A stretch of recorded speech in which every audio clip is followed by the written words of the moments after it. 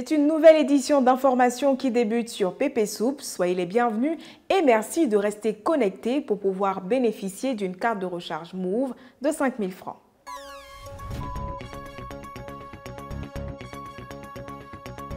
En Côte d'Ivoire, de plus en plus de personnes s'intéressent à la crypto-monnaie. Quels sont les avantages à en posséder comparativement aux banques traditionnelles?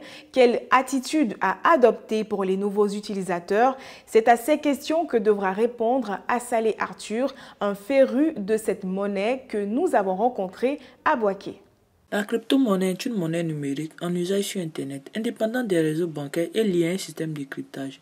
Aujourd'hui, nous nous sommes rendus au quartier Ondakro dans la ville de Boaké pour rencontrer M. Assalé Arthur, utilisateur de la crypto-monnaie. À nos micros, il nous racontera tout ce qu'il sait sur la crypto. Imaginez, vous allez à la banque peut-être à 14 h. À 14 h, vous allez faire une transaction, vraiment une transaction importante. Et on vous dit peut-être que telle personne n'est pas disponible pour pouvoir faire la transaction. Mais le comptable ou bien voilà, tel membre de la banque n'est pas présent pour pouvoir gérer votre transaction. Or, c'est une transaction qui est importante. Ouais. Donc, ça va faire que vous allez devoir patienter. Or, l'argent n'aime pas attendre. Donc, avec la crypto-monnaie, il n'y a pas besoin d'intermédiaire. Donc, lorsque vous devez faire une transaction, vous faites la transaction directement et la personne qui doit recevoir le destinataire, il reçoit votre devise. Normalement, quelqu'un qui veut se lancer dans la crypto, le conseil que je peux lui donner, c'est de se former d'abord. Parce qu'on parle de crypto, il y a d'autres qui hésitent et c'est normal. Tout ce qui arrive de nouveau, on doit toujours hésiter. Parce que dans ce monde-là, il y a toujours des personnes qui usent de l'ignorance de certaines personnes pour les arnaquer.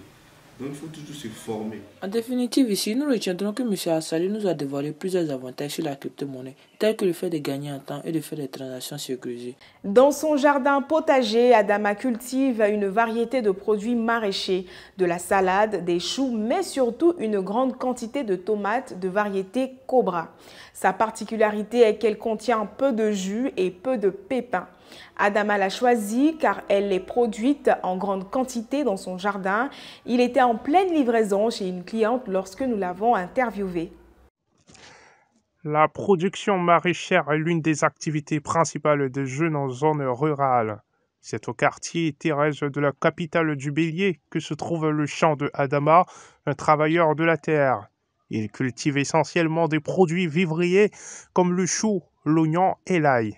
Il a également une variété de tomates appelées Cobra. Il est proposé essentiellement aux grossistes qu'il part rencontrer au marché.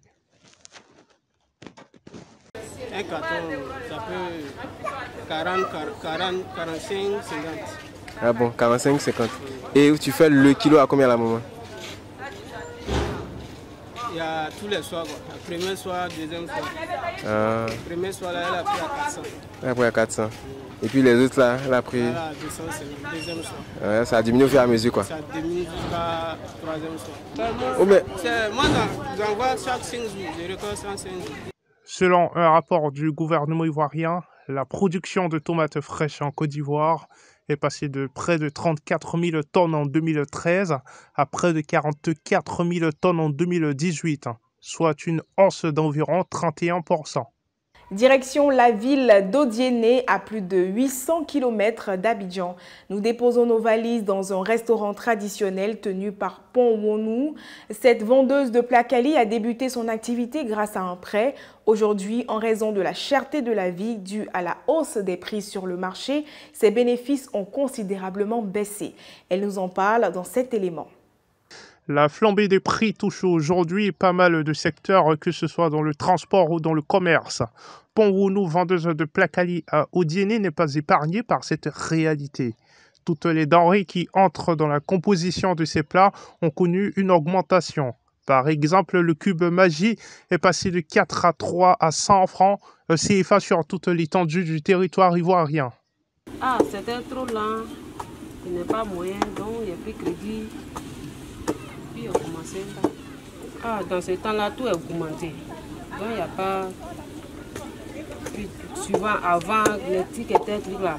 Peut-être il peut aller et puis avoir 20 000 francs. Mais dans ce temps-là, vraiment, 10 000. 15 000 comme ça. Graine est chère, double est cher, cumagie est cher, sel est cher. Avant, tu as poisson sec, tout c'est cher. Cumagie là, c'était 4 à 100 francs. Mais là, c'est devenu 3 à 100 francs. Le paquet est devenu 2000. Ok, avant, c'était 1300. C'est même plus là que je fais. Les gens disent qu'il n'y a pas l'argent. Moi, mais c'est qu'il n'y a pas l'argent. Panrounou a vu ses bénéfices baisser de près de 50%. Elle espère réellement voir un changement, surtout dans son secteur.